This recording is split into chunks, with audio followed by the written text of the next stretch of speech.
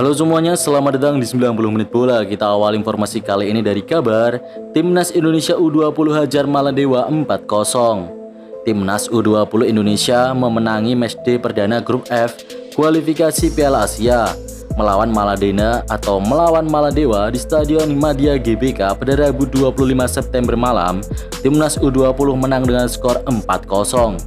Adapun keempat gol Garuda Muda dicetak oleh Aditya Warman pada menit ke-52, Vigo Dennis pada menit ke-54, Tony Firmansyah pada menit ke-57, dan Jan Revens pada menit ke-66.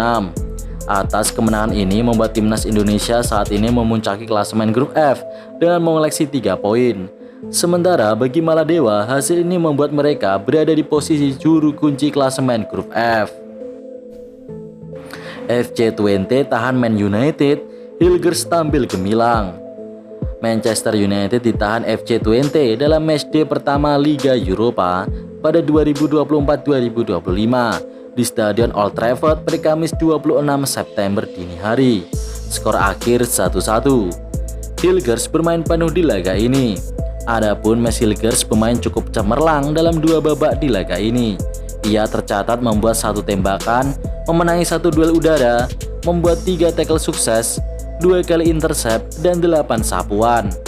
Max Hilgers menjadi calon naturalisasi untuk Timnas Indonesia bersama pemain diaspora lainnya, Eliano Raiders. Keduanya diprediksi bakal menjalani debut saat Timnas Indonesia bersua Bahrain dan China pada Oktober mendatang. Hujan gol, PSM kalahkan klub Myanmar dalam Asian Championship. PSM Makassar berhasil mengalahkan Sun United FC dengan skor 4-3. Berikut klasemen sementara grup A Asian Club Championship 2024-2025 usai laga tersebut. PSM naik ke posisi kedua klasemen sementara Asian Club Championship 2024-2025 dengan mengemas 4 poin. PSM hanya kalah selisih gol dari Dong Ang Tan Hoa yang bermain imbang 2-2 di markas Terengganu. PSM juga dibuntuti oleh BG Pantum United yang sama-sama poinnya 4. Sebab di laga lainnya BG Pantum berhasil mengalahkan Sairiang FC dengan skor 2-1. Persija Jakarta musafir ke Bantul hadapi PSM. Usai dihajar Persib Bandung 0-2 pada Senin 23 September lalu, Persija Jakarta menjadi tim yang musafir. Macan Kemayoran terpaksa terusir ke Bantul, Yogyakarta. Persija tidak bisa menggunakan Jakarta International Stadium, Jakarta Utara. Mereka juga tak dapat memakai Stadion Utama Gelora Bung Karno, Senayan, Jakarta Pusat. Kedua stadion itu dikabarkan masih sama-sama dalam pemeliharaan lapangan praktis. Macan Kemayoran harus berkandang di Stadion Sultan Agung Bantul. Persija akan bermain di Stadion Sultan Agung saat menjamu PSM Makassar pada Minggu 29 September malam. Itu adalah laga pekan ke-7 BRI Liga 1 2024-2025. 4 faktor ini bertanda Perseba bakal angkat trofi. Modal pertama yakni konsistensi. Perseba Surabaya dalam 6 laga terkini, di mana Persebaya sukses catatkan 5 kali menang dan hanya sekali seri, dengan raihan 16 poin dari 6 pertandingan. Meski terbilang baru 6 laga, namun sinyal konsistensi itu kan terus dilakukan mengingat Persebaya memiliki 3 faktor lain, yakni kedalaman skuad menawan, pemain asing berpengalaman, dan tentu saja pelatih grade A. Kedua yakni kedalaman menawan skuad Persebaya musim ini di semua sektor. Di posisi penjaga gawang, Perseba Surabaya memiliki 4 penjaga gawang. 2 penjaga gawangnya memiliki kualitas tak terlalu jauh berbeda. Di lini belakang, Persebaya memiliki Rizwan Lauhin. Di posisi bek jika Kadek Raditya dan Slavko Damjanovic absen. Posisi gelandang Muhammad Rashid dan Gilson Costa dilapisi oleh Muhammad Hidayat dan Andre Oktaviansah yang secara pengalaman tak diragukan lagi performanya. Di posisi sayap, Perseba Surabaya memiliki Bruno Moreira yang dilapisi oleh Kasim Botan dan Octavianus Fernando. Masih ada juga sayap kanan yang tengah naik daun 2 musim terkini, Malik Rizaldi. Sementara di posisi penyerang, Flavio Silva yang jadi tumpuan dilapisi oleh Rizky Dwi. Ketiga, tentu saja berkaitan dengan rekrutan asing berpengalaman Perseba Surabaya, di mana Perseba Surabaya memiliki 4 pemain asing berpengalaman di Liga 1 seperti Bruno Moreira, Francisco Rivera, Flavio Silva, dan Muhammad Rashid. Bahkan Francisco Rivera dan Flavio Silva direkrut Persebaya di tengah performa gemilangnya musim lalu bersama Madura United dan Persik Kediri. Keempat, yakni pelatih berpengalaman dengan prestasi tak diragukan lagi, yakni Paul Munster. Ditunjuknya Paul Munster menjadi satu indikator kuat Perseba Surabaya bisa angkat trofi di akhir musim nanti. Mengingat beberapa musim yang lalu, Paul Munster selalu membawa anak asuhnya, Bayangkara FC, berada di papan atas. Persis Solo pecat Milo buntut rentetan hasil buruk. Tak ingin berlama-lama dalam kondisi tak menguntungkan, Persis Solo akhirnya mengistirahatkan pelatih Milomir Seslija alias Milo. Untuk sementara Persis Solo menunjuk Yogi Nugraha sebagai caretaker pelatih.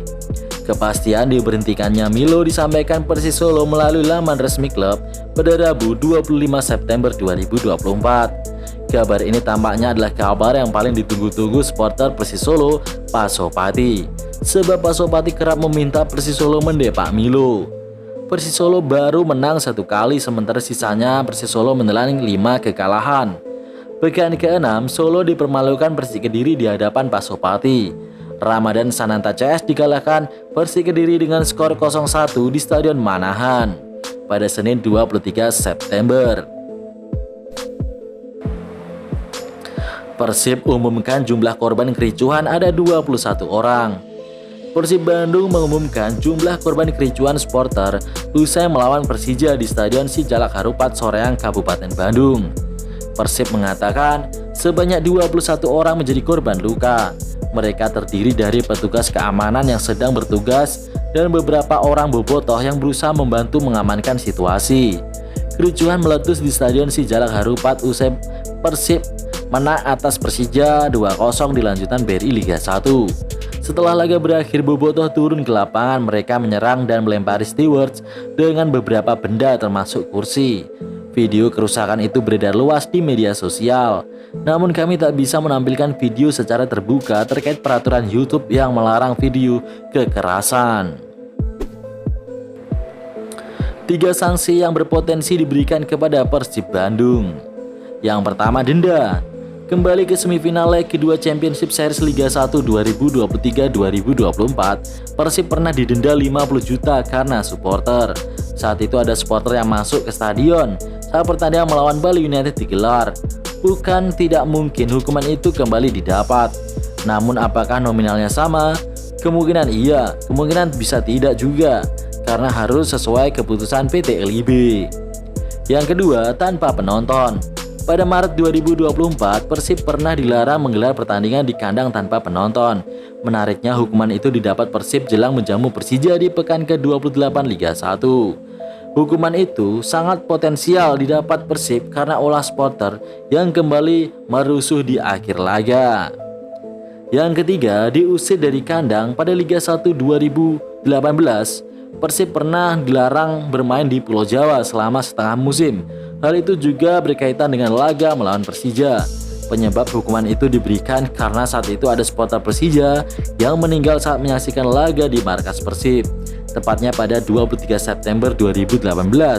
Lantas, apakah Persib bakal mendapatkan sanksi yang sama? Menarik untuk dinantikan. Hasil BRI Liga 1, PSIS Semarang versus Arema FC. PSIS Semarang dikalahkan Arema FC dalam laga pekan ke-7 Liga 1 2024-2025 di Stadion Muhammad Subroto, Magelang pada Kamis 26 September. Gol baru tercipta di menit ke-51. Dewangga melemas umpan lambung ke kotak penalti, lalu ditanduk Septian agar menjadi umpan di kotak penalti. Bola disambar dengan tendangan oleh Setiawan. Arema baru bisa mencetak gol di menit ke-89. Umpan lambung Dedi Setiawan berhasil diteruskan jadi gol dengan sundulan oleh Dalberto. Arema FC membalikkan kedudukan di menit ke-90+6. Kesalahan kontrol dari Diarra dimanfaatkan dengan baik oleh Dalberto Ia melepaskan tendangan yang menembus gawang PSIS. Skor 1-2 bertahan sampai bubar. Sementara itu di hari hasil pertandingan lainnya, Malang United berhasil meraih 3 poin setelah mengalahkan PSS Sleman dengan skor tipis 0-1 berkat gol dari rival Astori di menit ke-52. Dan berikut ini klasemen sementara dari Liga 1 2024-2025.